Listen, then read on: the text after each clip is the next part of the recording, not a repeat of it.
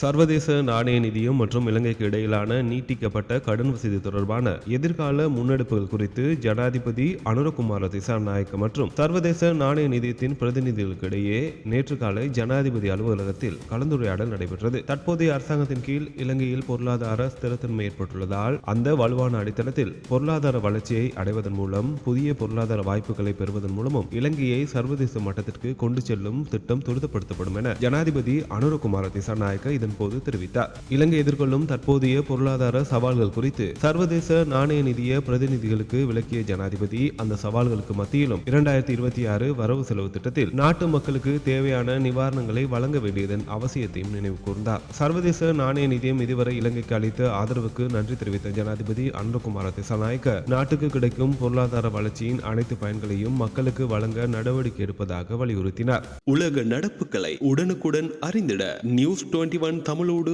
இணைந்திருங்கள்.